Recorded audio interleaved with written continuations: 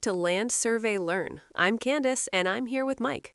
We're continuing our deep dive into the Professional Land Surveyors Act for all of you studying for the LSIT or your PLS license. Glad to be back. Last time we talked about the practice of land surveying and the record of survey. Today we're continuing this topic and we'll get into the nitty-gritty. How we file maps, how we protect monuments, and how we actually get onto a piece of land without getting the cops called on us. That's section 8774, and we'll get there. But first, let's talk money and maps. Section 8769 says the charge for filing a record of survey and indexing it is the same as the fee for subdivided land under Government Code 27372. And once you pay that fee, the county recorder has some work to do.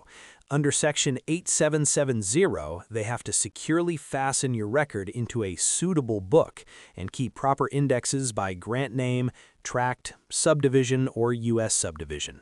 The original map is very specific too.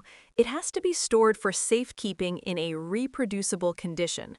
The recorder keeps countermaps, which are just prints, for the public to look at, but they have to produce the original for comparison if someone demands it. Now, we all make mistakes. Section 877.5 is our oops insurance. You can amend a record of survey to add an omitted course or distance, or to correct errors in lot numbers, street names, acreage, or monument characters. Minor errors just need the county surveyor's approval, similar to how we amend subdivision maps under the Subdivision Map Act. Speaking of errors, let's look at section 8770.6. This is a big one for the exam. The word certify or certification used by a PLS or a civil engineer only constitutes an expression of professional opinion. It is not a warranty or guarantee. I wish some lawyers understood that as well as we do. Now let's get into the field work. Section 8771 is about monument perpetuation. Subsection A says monuments must be sufficient in number and durability and placed so they aren't easily disturbed. Subsection B is the one that construction crews need to hear. If there are monuments that control subdivisions, boundaries, or roads, they must be located and referenced by a PLS or authorized CE before any construction, maintenance, or resurfacing begins. You have to file a corner record or record of survey of those references with the county surveyor first. And under C, once the new road is down, a permanent monument has to be reset in the new surface, or you can set witness monuments to perpetuate the location. This has to happen before the project's certificate of completion is recorded. We need to be able to reestablish those lines without a devious survey starting from miles away. And who pays for this? Section 8771D says the governmental agency performing or permitting the work is responsible for ensuring monument perpetuation happens. Subsection E reminds us that it's our duty as licensed surveyors to assist these agencies with maps and field notes. And don't just rely on highway monuments. They aren't considered adequate for property lines unless they're specifically noted on the record with direct ties to other monuments of record. Also, 8771.6 says it's the surveyor's choice whether to file a corner record or a record of survey for these construction references. If you're using coordinates, look at section 8771.5.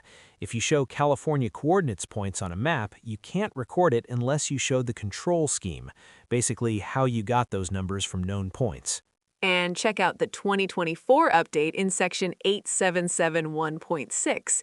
If you find a monument that is in bad shape, not permanent or durable, you shall reconstruct or rehabilitate it so it stays findable in the future. But take note, this section has a sunset clause. It's repealed on January 1, 2029. While we're at the monument, let's talk tags. Section 8772 says any monument you set to mark a property line must be permanently and visibly marked with your certificate number, preceded by LS or RCE. If a public agency sets it, they use the agency's name. Let's move to Article 5, Section 8773. This covers corner records. You have to file one for every corner established by the U.S. Public Land Survey, the PLSS, that you find, set, or use as control. except for lost corners. If the corner is lost, as defined by the 2009 BLM manual, you can't just file a corner record, you have to file a full record of survey under Section 8764. Under C, you can also file a corner record for any property corner or accessory just to get it on the record. Section 8773.1 tells us the form. It's a single 8.5 by 11-inch sheet. Front and back is okay. Section 8773.2 is the timeline for the county surveyor. They have 20 working days to examine your corner record. If it's wrong, they send it back with a written statement of changes. You then have 60 days to resubmit it. If you and the county surveyor can't agree, Section 8773.2c says you can request they file it anyway. They'll note the differences on the record, and both of you explain your side. The fee for a corner record under E can't be more than the cost to record a deed. And if you give them a postage-paid envelope under F, they have to send you the filing data, the book and page, within 20 days.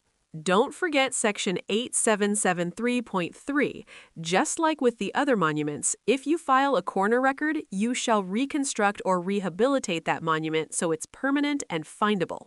When don't you have to file a corner record? Section 8773.4 says you're exempt if there's already a record on file and you found the corner exactly as described, the information is already on a filed record of survey or subdivision map, it's a mobile home park interior lot. Also, this doesn't apply to maps filed before 1974. Now for my favorite part, Section 8774, Right of Entry.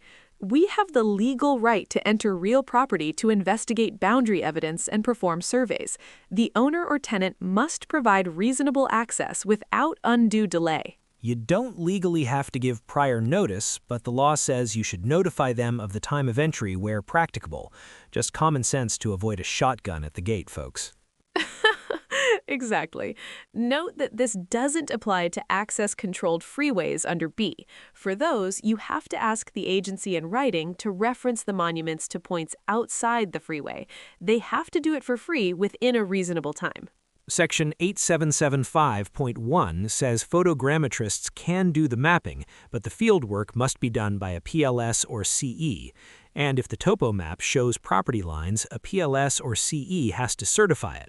Section 8775.2 says they have to sign and use their certificate number, and 8775.3 says their license is renewed just like ours, with the same fees and disciplinary rules. That's a lot of paper, Candace. Filing, indexing, correcting, and entering. It is, but it's the framework that keeps property boundaries stable in California. To our students, remember those timelines. 20 days for the county to review, 60 days for you to resubmit. Those are classic exam questions. And remember, a certification is just your opinion. Don't let the pressure get to you.